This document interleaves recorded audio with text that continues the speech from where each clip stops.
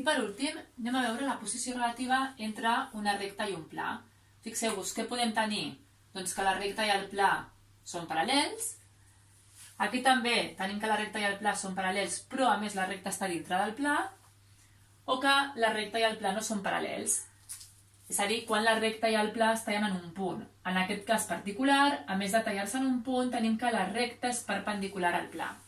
Com ho veurem? Doncs sempre hem de comparar el vector director de la recta amb el vector característic del pla. Recordeu que el vector característic del pla és aquell vector que és perpendicular al pla. Per tant, fixeu-vos que si el vector característic del pla és perpendicular al vector director de la recta, estem en aquest cas o en aquest. És a dir, tenim que la recta i el pla són paral·lels o que la recta i el pla són paral·lels i a més la recta continguda en el pla. Com podem diferenciar aquest cas o aquest? Doncs exactament igual. Agafem un punt de la recta, un punt A, i comprovem si aquest punt és del pla. Si aquest punt no és del pla, vol dir que la recta i el pla són paral·lels. Si aquest punt, a més, està en el pla, doncs la recta estarà dintre del pla. En canvi, tenim que quan el vector director de la recta i el vector característic del pla no són perpendiculars ni són paral·lels, és a dir, quan ja no són perpendiculars, vol dir que la recta tallarà. Estarem aquí o aquí. Ara, en el cas particular de que tampoc siguin paral·lels, doncs es tallaran amb un angle que no serà de 90 graus. Però en el cas particular que aquests dos vectors a més són paral·lels, fixeu-vos, voldrà dir que la recta és perpendicular al pla. Tenint això en compte, anem a resoldre aquest exercici. Tenim una recta que me l'estan donant com a intersecció de plans i tinc un pla. I em demanen que situï com són aquesta recta i aquest pla, on estem. Doncs què necessito? Primer un vector director de la recta.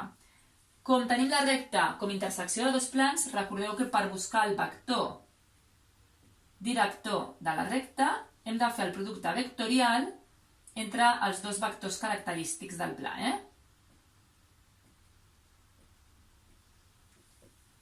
Per tant, tenim 4i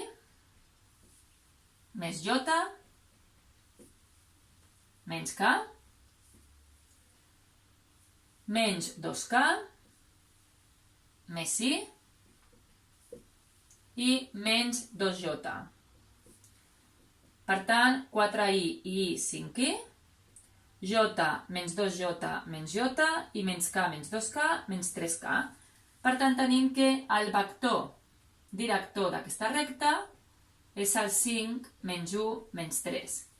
Anem ara a calcular el vector característic del pla. Fixeu-vos, el vector característic del pla, si jo tinc un pla,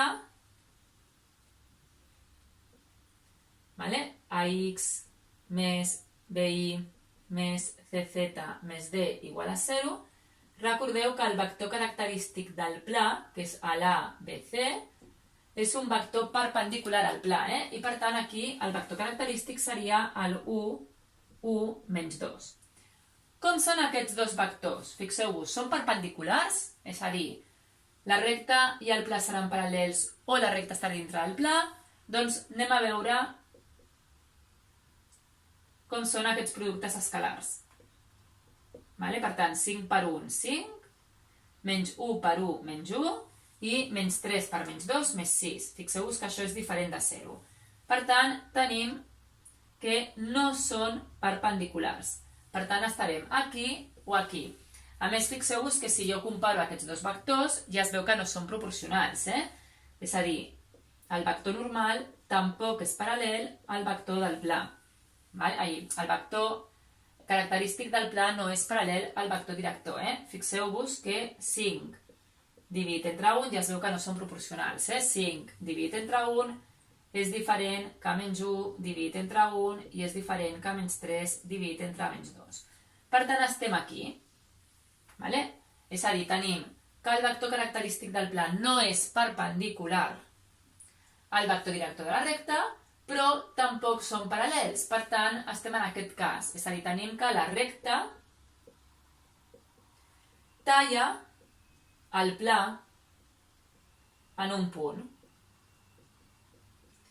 I a més, sabem que aquest angle que formen, aquest angle alfa, sabem que no és de 90 graus.